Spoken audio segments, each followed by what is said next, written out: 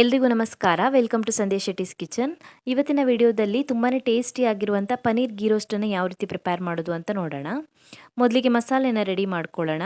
ನಾನಿಲ್ಲಿ ಒಂದು ಫ್ರೈಯಿಂಗ್ ಪ್ಯಾನ್ನ ಕಾಯಿಸ್ಬಿಟ್ಟು ಅದಕ್ಕೆ 6 ಬ್ಯಾಡಗಿ ಮೆಣಸಿನಕಾಯಿಗಳನ್ನು ಸೇರಿಸ್ಕೊಂಡಿದ್ದೀನಿ. ಇದನ್ನ ಇವಾಗ ಡ್ರೈ ರೋಸ್ಟ್ ಮಾಡ್ಕೊಳ್ಬೇಕು. ಎಣ್ಣೆ ಸೇರಿಸ್ದೇನೆ ಫ್ರೈ ಮಾಡ್ಕೊಳ್ಬೇಕು. ಮೀಡಿಯಂ ಫ್ಲೇಮಲ್ಲಿ 3 ರಿಂದ 4 ನಿಮಿಷದವರೆಗೂ ಫ್ರೈ ಮಾಡ್ಕೊಳ್ಳಿ. ಮೆಣಸಿನ್ಕಾಯಿ ಫ್ರೈ ಆದಮೇಲೆ ಅದೇ ಪಾತ್ರೆಗೆ 1 ಚಮಚ ಆಗುವಷ್ಟು ಧನಿಯಾ ಕಾಳು, ಅರ್ಧ ಚಮಚ ಆಗುವಷ್ಟು ಜೀರಿಗೆ, 1/4 ಚಮಚ ಆಗುವಷ್ಟು ಕಾಳುಮೆಣಸು, 1 ಚಿಟಿಕೆ ಆಗುವಷ್ಟು ಮೆಂತೆಕಾಳು, ಹಾಗೆಯೇ ಒಂದು ಚಿಕ್ಕ ಪೀಸ್ ಆಗುವಷ್ಟು ಚಕ್ಕೆ ಮತ್ತು 1 ಲವಂಗನ ಸೇರಿಸ್ಬಿಟ್ಟು ಚೆನ್ನಾಗಿ ಫ್ರೈ ಮಾಡ್ಕೊಳ್ಬೇಕು. ಇದನ್ನು ಕೂಡ ಮೀಡಿಯಂ ಫ್ಲೇಮಲ್ಲಿ ಫ್ರೈ ಮಾಡ್ಕೊಳ್ಬೇಕು. 2 ರಿಂದ 3 ನಿಮಿಷದವರೆಗೂ ಎಣ್ಣೆ ಸೇರಿಸ್ದೇನೆ ಫ್ರೈ ಮಾಡ್ಕೊಳ್ಳಿ ಮೀಡಿಯಂ ಫ್ಲೇಮಲ್ಲಿ. ಮಸಾಲೆ ಐಟಮ್ಸ್ ಎಲ್ಲ ಚೆನ್ನಾಗಿ ಫ್ರೈ ಆಗಿದೆ. ಇದು ತಣದ ಮೇಲೆ ರುಬ್ಕೊಳ್ಬೇಕು. ಇದನ್ನು ರುಬ್ಕೊಳ್ಳೋದಕ್ಕೆ 4 ಬೆಳ್ಳುಳ್ಳಿ ಹೆಸರುಗಳನ್ನು ಸೇರಿಸ್ಕೊಳ್ತಾ ಇದ್ದೀನಿ. ಹಾಗೆಯೇ ಒಂದು ಸಣ್ಣ ಪೀಸ್ ಆಗುವಷ್ಟು ಹುಣಸೆ ಹಣ್ಣನ್ನು ಸೇರಿಸ್ಕೊಳ್ಬೇಕು. 1/4 ಚಮಚ ಆಗುವಷ್ಟು ಅರಿಶಿನ ಪುಡಿನ ಸೇರಿಸ್ಕೊಳ್ಳಿ. ಹಾಗೆಯೇ ಒಂದು ಅರ್ಧ ಲೋಟ ಆಗುವಷ್ಟು ನೀರನ್ನು ಸೇರಿಸ್ಬಿಟ್ಟು ನೈಸಾಗಿ ರುಬ್ಕೊಳ್ಬೇಕು. ಎಷ್ಟು ನೈಸ್ ಆಗುತ್ತೋ ಅಷ್ಟು ನೈಸಾಗಿ ರುಬ್ಕೊಳ್ಬೇಕು.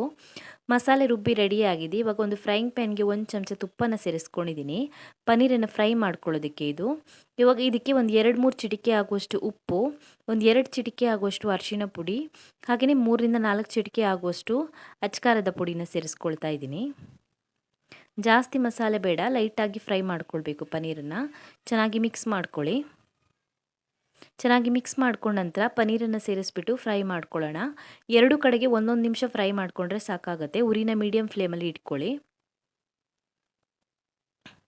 ಒಂದು ಕಡೆಗೆ ಫ್ರೈ ಆಗಿದೆ. 1 ನಿಮಿಷ ಫ್ರೈ ಮಾಡ್ಕೊಂಡ ನಂತರ ಇದನ್ನ ತಿರುಗಿಸಿ ಹಾಕ್ಕೊಳ್ತಾ ಇದ್ದೀನಿ. ಇನ್ನೊಂದು ಕಡೆಗೆ ಫ್ರೈ ಮಾಡ್ಕೊಳ್ಳೋದಕ್ಕೆ ಎಲ್ಲ ಪೀಸ್ಗಳನ್ನು ತಿರುಗಿಸಿ ಹಾಕ್ಕೊಳ್ಳಿ. 2 ಕಡೆಗೆ 1-1 ನಿಮಿಷ ಫ್ರೈ ಮಾಡ್ಕೊಂಡಿದ್ದೀನಿ. ಪನ್ನೀರ್ ಬೆಂದಿದೆ. ರಿಮೂವ್ ಮಾಡ್ಕೊಳ್ಳೋಣ ಪಾತ್ರೆಯಿಂದ. ಜಾಸ್ತಿ ಹೊತ್ತು ಕುಕ್ ಮಾಡ್ಕೊಳ್ಳೋ ಅವಶ್ಯಕತೆ ಇಲ್ಲ. ಮತ್ತು ಗೀ ರೋಸ್ಟ್ ಮಾಡುವಾಗಲೂ ಸ್ವಲ್ಪ ಹೊತ್ತು ಬೇಯಿಸ್ಕೊಳ್ತೀವಿ. ಹಾಗಾಗಿ 1-1 ನಿಮಿಷ ಕುಕ್ ಮಾಡಿಕೊಂಡ್ರೆ ಸಾಕಾಗುತ್ತೆ. ಇವಾಗ ಅದೇ ಪಾತ್ರೆಗೆ ಮತ್ತೆ ಒಂದು 2 ಚಮಚ ಆಗುವಷ್ಟು ತುಪ್ಪನ ಸೇರಿಸ್ಕೊಳ್ತಾ ಇದ್ದೀನಿ ಗೀ ರೋಸ್ಟ್ ಮಾಡ್ಕೊಳ್ಳೋದಕ್ಕೆ.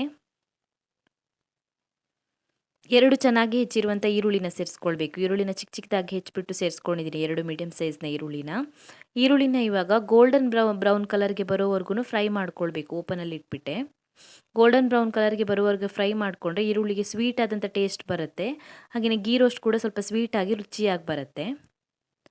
ಈರುಳ್ಳಿನ ಗೋಲ್ಡನ್ ಬ್ರೌನ್ ಕಲರ್ಗೆ ಫ್ರೈ ಮಾಡ್ಕೊಂಡ ನಂತರ ಇದಕ್ಕೆ ಮಸಾಲೆನ ಸೇರಿಸ್ಕೊಳ್ಳೋಣ. ರುಬ್ಬಿ ರೆಡಿ ಮಾಡಿ ಇಟ್ಕೊಂಡಿರುವಂಥ ಮಸಾಲೆನ ಸೇರಿಸ್ಕೊಳ್ಳೋಣ.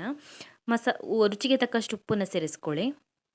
ಮಸಾಲೆನ ಇವಾಗ ಓಪನಲ್ಲಿ ಇಟ್ಬಿಟ್ಟು ಮೀಡಿಯಂ ಫ್ಲೇಮಲ್ಲಿ ಒಂದು 5 ನಿಮಿಷದವರೆಗೂ ಫ್ರೈ ಮಾಡ್ಕೊಳ್ಬೇಕು.